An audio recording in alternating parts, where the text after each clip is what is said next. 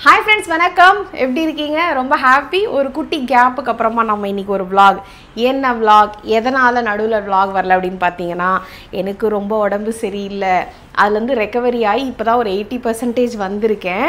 அதுக்குள்ள பாத்தீங்கன்னா சாட்டர்டே சண்டேல மட்டும் தான் இவர் கூட என்னால வந்து சேர்ந்து இந்த வீடை வந்து ஒயிட் வாஷ் பண்றதுக்கு பொருட்களை எடுத்து வைக்க முடியும். ஸோ அதனால வந்துட்டு இந்த வீக்கெண்ட் வந்து ஒயிட் வாஷ் பண்றோம். சிலமா 1.5 நாள்ல முடிச்சிருவாங்களா?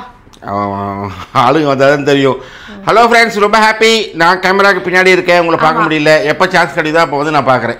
8 மணிக்கு வரேன்னு சொல்லியிருக்காங்க. சரிங்களா? ஆமாம். ஸோ இப்போது அந்த பக்கம் பாருங்கள், சிலமா அந்த பக்கம் காட்டுங்களேன். நம்ம வாலில் இருந்த போஸ்டர்லாம் பிச்சு எடுத்தாச்சு. ஃபோட்டோஸ் எல்லாம் எடுத்து இறக்கி கீழே வச்சுருக்கோம். இப்போது இந்த ஷோகேஸ் ஐட்டம்ஸ் எல்லாம் எடுத்து வச்சுருங்க, நாங்கள் எடுத்து வச்சா உடஞ்சிரும் அப்படின்ட்டாங்க. அதனால் இப்போ இது எல்லாத்தையும் அப்படியே பக்குவமாக எடுத்து நம்ம வச்சுட்டு அவங்களுக்கு கொஞ்சம் இடத்த வந்து ரெடி பண்ணி கொடுக்க போகிறோம். 8 மணிக்கு வரேன் அப்படின்னு சொல்லியிருக்காங்க. எப்படி அப்படின்னா அந்த ராமராஜன் சாருடைய டான்ஸை பார்த்துக்கிட்டே இந்த ஆக்டிவிட்டி நடந்துட்டு இருக்கு. அங்கே சுற்றி இங்கே சுற்றி இளையராஜா சார் வந்து இப்போ எங்களுக்கும் காப்பிரைட்ஸ் நிறைய கொடுக்க ஆரம்பிச்சிட்டாரு. 80s 90s சாங்கே அழிஞ்சிரும் போல இருக்குது. ஏதோ கொஞ்சம் ரீல்ஸும் யூடியூப் ஷார்ட்ஸும் தான் காப்பாற்றிட்டு இருந்துச்சு. இப்போ எங்களுக்குமே வந்து எத்தனை இளையராஜா சாங் போட்டாலும் அம்புட்டுக்கும் படக்கு படக்கு படக்குன்னு காப்பிரைட்ஸ் அடிச்சுக்கிட்டே இருக்காங்க. இப்போ சாங் போடுறதே ஆல்மோஸ்ட் ஸ்டாப் பண்ணிட்டோம். ஓகே, நம்ம இது எல்லாத்தையும் இன்றைக்கி எடுத்து வைக்க போகிறோம். பிட்ஸ் அண்ட் பைட்ஸாக வந்து உங்களுக்கு வந்து நாங்கள் வந்து வீடியோஸ் வந்து காட்டுறோம்னு சமைக்கவே இல்லை.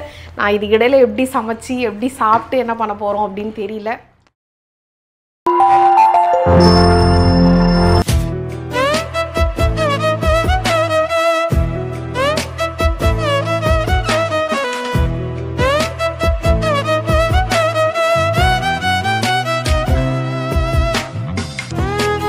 ஃப்ரேம்ஸ் எல்லாம் வந்து கழட்டியாச்சு.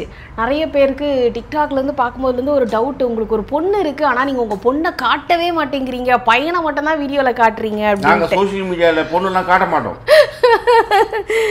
இதுதான் அந்த பொண்ணு, பார்த்துக்கோங்க. சிலமா இது நம்ம எதுக்காக எடுத்தோம் ஆக்சுவலாக?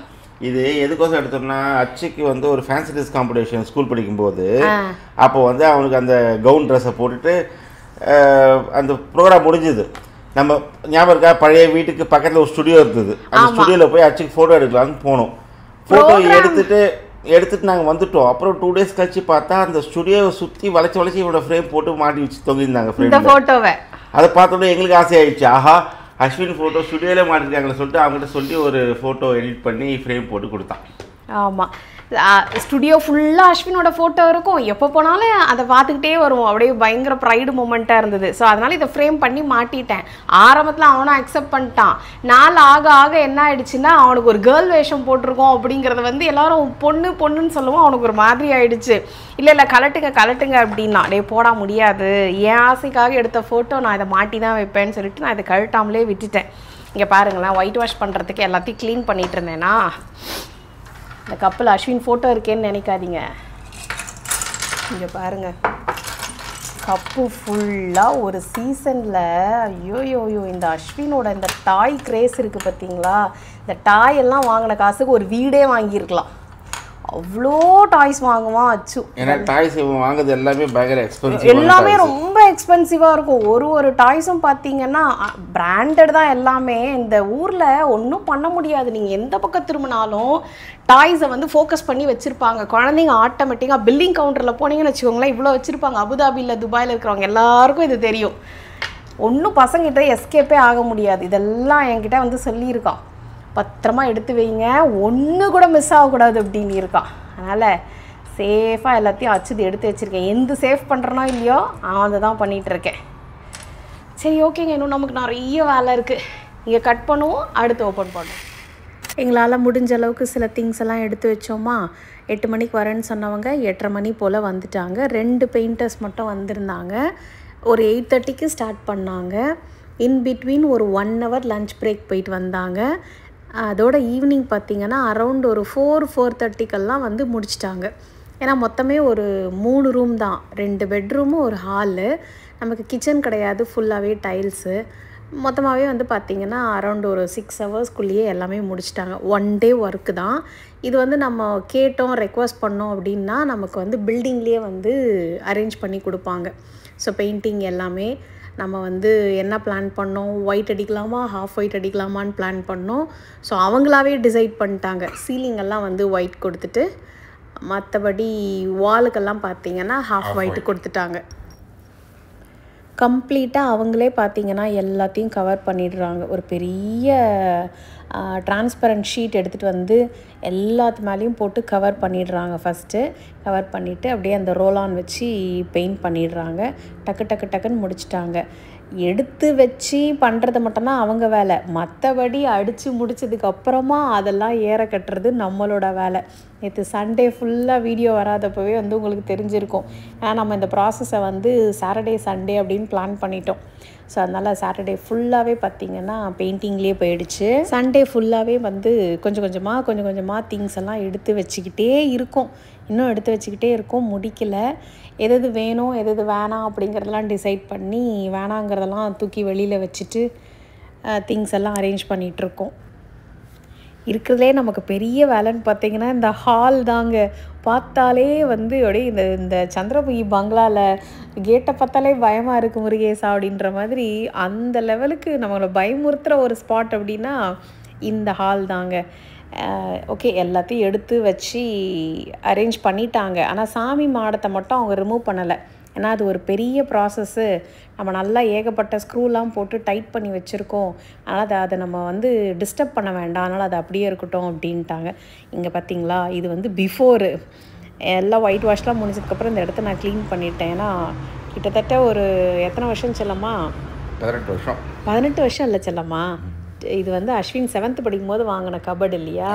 ஸோ அதனால் அப்போது வச்சது. அதுக்கப்புறம் அதை வந்து நகர்த்தவே இல்லை. அவ்வளோ டஸ்ட் இருந்தது. எல்லாமே எடுத்து க்ளீன் பண்ணி கிளியர் பண்ணி வச்சாச்சு. அவங்களும் முடிச்சுட்டு கிளம்பி என்னால் சமைக்கவே முடியலைங்க. வெளியில் தான் வாங்கி சாப்பிட்ற மாதிரி ஆயிடுச்சு. ஏன்னா ஃபுல்லாகவே ஆக்குப்பை பண்ணிட்டாங்களா, என்னால் கிச்சன் பக்கம் போகவே முடியல. இந்த ரூமில் இருந்தால் அந்த ரூமில் இருங்கன்னாங்க, அந்த ரூமில் இருந்தால் இந்த ரூமில் இருங்க அப்படின்னாங்க. எப்படியோ ஓரளவுக்கு மேனேஜ் பண்ணிட்டோம். யோசிச்சு பாருங்கள், இதே நம்ம ஊராக இருந்துருச்சு அப்படின்னா ஒரு நாளில் 6 மணி நேரத்தில் ஒயிட் வாஷு சாத்தியமே கிடையாது. ஒரு வாரம் எடுத்துகிட்டு இருப்பாங்க. கண்டிப்பாக ஒரு வாரம் இருந்திருக்கும். நம்ம அதெல்லாம் அரேஞ்ச் பண்ணுறதுக்கு ஒரு வாரம் 10 நாள் ஆகிருக்கும். ஒயிட் வாஷ் முடிஞ்சிருச்சுங்க. ஒரே நாளில் முடிச்சிட்டாங்க. சிலமா டைம் என்ன இருக்கும்? மணி வந்து 4:30 ஆகும். 4 கடிகாரம் இருக்கா? ஓகே, 4:30 ஆக போகுது.